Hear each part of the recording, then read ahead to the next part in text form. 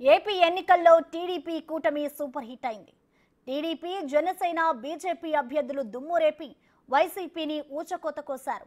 గెలిచిన అభ్యర్థుల్లో కొందరు ప్రత్యర్థులను చిత్తు చేసి భారీ మెజారిటీ సొంతం చేసుకోక మరికొందరు అభ్యర్థులకు అత్యల్ప మెజారిటీతో కష్టం మీద విజయాన్ని చేజెక్కించుకున్నారు. టీడీపీ ప్రధాన కార్యదర్శి నారా లోకేష్, జనసేన అధినేత పవన్ కళ్యాణ్ వంటి వారు భారీ మెజారిటీతో గెలిచిన వారిలో ఉండగా పలువురు నేతలు స్వల్ప తేడాతో గట్టెక్కారు.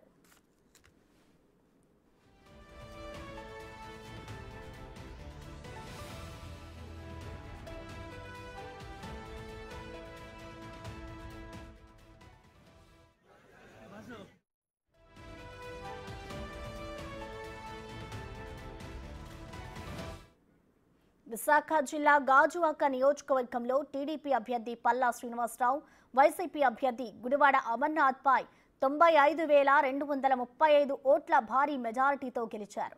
శ్రీనివాసరావుకు 1,57,703 ఓట్లు రాగా అమర్నాథ్కు 62,466 ఓట్లు మాత్రమే వచ్చాయి.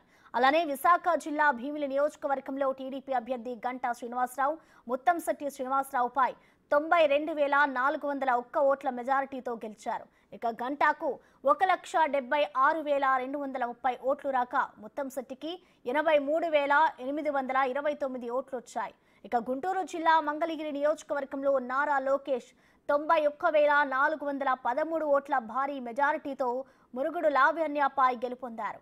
లోకేష్ కు 1,67,710 ఓట్లు రాగా లావణ్యకు 76,297 ఓట్లు వచ్చాయి.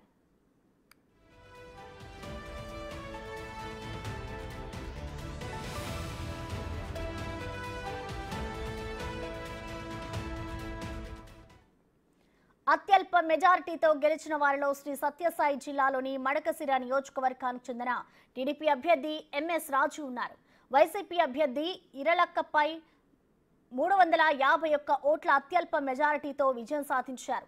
రాజుకు 79,983 ఓట్లు రాగా ఇరాలక్కప్పకు 79,632 ఓట్లు లభించాయి. అదేవిధంగా ప్రకాశం జిల్లా గిద్దలూరు నియోజకవర్గంలో టీడీపీ అభ్యర్థి ముత్తముల అశోక్ రెడ్డి తన సమీప అభ్యర్థి కుండూరు నాగార్జున రెడ్డిపై 973 ఓట్ల మెజారిటీతో గెలిచారు. అశోక్ రెడ్డికి 98,463 ఓట్లు రాగా నాగార్జున రెడ్డికి 97,490 ఓట్లు వచ్చాయి. అన్నమయ్య జిల్లాకు చెందిన రాయచోటి నియోజకవర్గంలో టీడీపీ అభ్యర్థి మందిపల్లి రామ్ ప్రసాద్ రెడ్డి సమీప వైసీపీ అభ్యర్థి గడికోట శ్రీకాంత్ రెడ్డిపై 2,495 ఓట్ల మెజారిటీతో గెలిచారు. ఇక రామ్ ప్రసాద్ రెడ్డికి 95,925 ఓట్లు రాగా శ్రీకాంత్ రెడ్డికి 93,430 వచ్చాయి.